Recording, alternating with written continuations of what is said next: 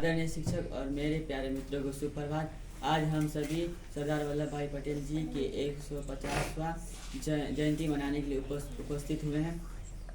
अखंड भारत के शिल्पकार लौह पुरुष भारत रत्न जी को उनके जयंती पर कोटि कोटि नमन।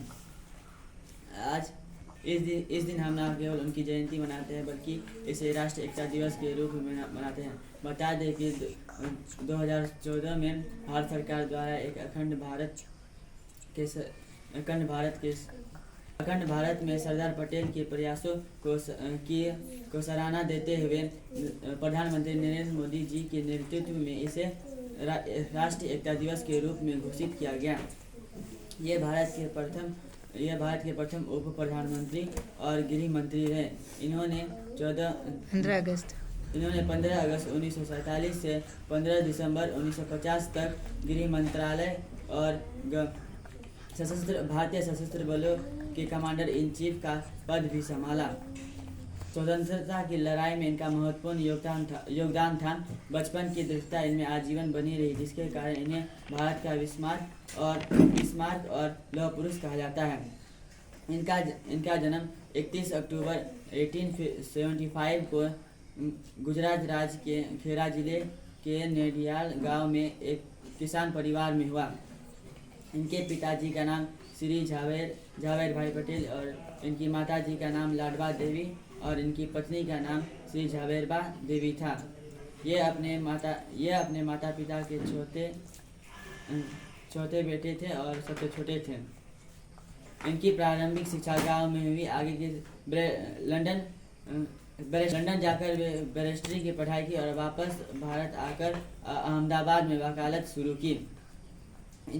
वल्लभ भाई पटेल गांधी जी के सत्य अहिंसा के सिद्धांत से बहुत प्रभावित थे। इन्होंने वकालत, घर परिवार सब कुछ छोड़कर स्वतंत्रता संग्राम में जुड़ गए। इनका पहला योगदान खेड़ा संघर्ष में हुआ, जब खेड़ा क्षेत्र सूखे की चपेट में था और इन्होंने कर मत दो का नारा दिया और अंग्रेजी साम्राज्य की ईंट से ईंट बजा दी। पटेल ने अहमदाबाद की एक सभा में भाषण देते हुए कहा, अगर कल सब नेता बंदी बना ले जाए तभी स्वतंत्रता संग्राम जारी रखना। मर जाना पर आगे बढ़ाया हुआ कदम पीछे नहीं हटाना। इनकी ओजस्वी वाणी से प्रेरित होकर जनता ने अंग्रेजी साम्राज्य के विरुद्ध विद्रोह कर दिया। गुजरात में सन 1928 में बारदोली सत्याग्रह का नेतृत्व कर रहे थे। इससे मिली सफलता के बाद वहां की महिलाओं ने इन्हें सरदार की उपाधि प्रदान की। इनके इरादे लोहे की तरह मजबूत थे। इन्होंने 562 से भी ज़्यादा रियासतों और रजवाड़ों को भारत में शामिल कर एक महत्वपूर्ण कार्य किया और उनके प्रयासों से एक सुदृढ़ और नए राष्ट्र का निर्माण हुआ। 2013 को इनकी 37वीं जयंती पर उनके गुजरात राज्य में नर्मदा जिले के नर्मदा नदी पर स्टैच्यू ऑफ यूनिटी नर्मदा नदी पर स्टैच्यू ऑफ यूनिटी का निर्माण किया गया, जिसकी ऊंचाई 182 मीटर है। जिसका उद्घाटन 31 अक्टूबर 2018 को किया गया। वल्लभ भाई पटेल को सम्मान देने के लिए उनके अहमदाबाद हवाई अड्डे का नाम बदलकर सरदार वल्लभ भाई पटेल अंतर्राष्ट्रीय विमान क्षेत्र रखा गया। इन्हें 1991 में भारत मरणोपरांत सर्वोच्च नागरिक पुरस्कार भारत रत्न से सम्मानित किया गया। नागरिक पुरस्कार 15 दिसंबर 1950 को उनका भारत माँ का यह सपूत चिर निद्रा में सो गया। इनका जीवन त्याग और दृढ़ता का अद्भुत कहानी है।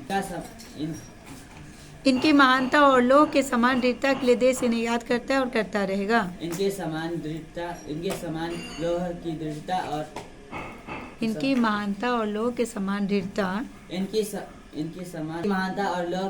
दृढ़ता के लिए लोग इन्हें याद करेंगे और करते रहेंगे।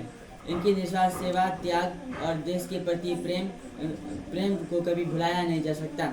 अतः मैं अपने ऐसे महान व्यक्तित्व को मेरा सत नमन। मैं अपने वाणी को बस यह 4 लाइन सुनाकर विराम देता हूँ। भारत को एकता का सूत्र में बांधने वाले पटेल, अखंड भारत का सपना साकार करने वाले पटेल, एक अनेकता में भी एकता का प्रतीक है पटेल, असरदार होकर भी सरदार है पटेल। अंबर की छाव में पलकर धूप छाव सब कुछ सहकर जो विपदाओं से नहीं घबराता है वह लौह पुरुष कहलाता है। Thank you. जय हिंद, जय भारत।